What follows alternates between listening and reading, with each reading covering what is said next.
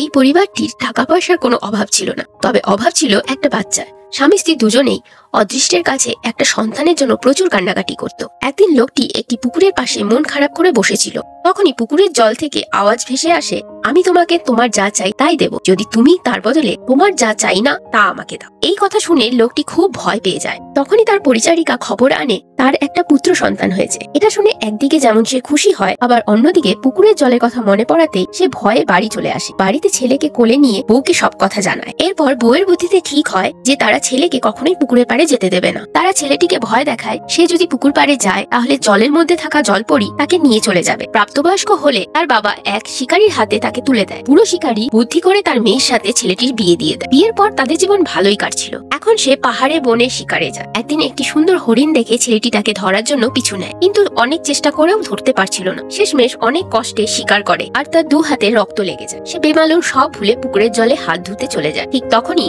জলের মধ্যে থেকে রাক্ষস হাত বাড়িয়ে তাকে জলের মধ্যে টেনে নেয়। এদিকে রাত হয়েও শিকারী যখন ফেরে না, তখন শিকারীর বউ প্রচন্ড ভয় পেয়ে যায়। সে তাকে খুঁজতে এদিকে সেদিকে যায়। শেষমেশ পুকুর ঘাটে এসে প্রচুর ডাকাডাকি করেও যখন তার কোনো সাড়া পায় না, তখন সে ক্লান্ত হয়ে ওখানেই ঘুমিয়ে পড়ে। ঘুমের মধ্যে স্বপ্নে সে এক বুড়ি জাদুকরণীকে দেখে। চোখ খুলে সে জাদুকরণীর খোঁজে বের হয়। বনের মধ্যে একটা ঘরে সে তাকে খুঁজে পায়। সব বললে জাদুকরণী তাকে প্রথমে একটা চিরুনি দেয়। পূর্ণিমার রাতে ঘাটে বসে সে যখন চুল আঁচড়ায়, তখন তার বরের মাথাটি জল থেকে বের হয়, তবে পরক্ষণেই সেটি আবার জলের নিচে তলিয়ে যায়। এরপর বুড়ি তাকে একটা চরকা দেয়। পুকুরের পাড়ে বসে যখন সে চরকা কাটে, তখন তার বরের কোমর পর্যন্ত শরীরটা বের হয়, কিন্তু আবারও সেটা জলের মধ্যে তলিয়ে যায়। দ্বিতীয় দিন বুড়ি তাকে একটা জাদুই বাঁশি দেয়। বাঁশির সুরের তালে তালে তার স্বামীও জল থেকে বের হয়। সে তার স্বামীর দিকে ঝাঁপিয়ে পড়ে। শেষমেশ সে তার বরকে ফিরে পায় আর বাকি জীবন অনেক সুন্দরভাবে কাটে, ঠিক যেমন happily live for ever after.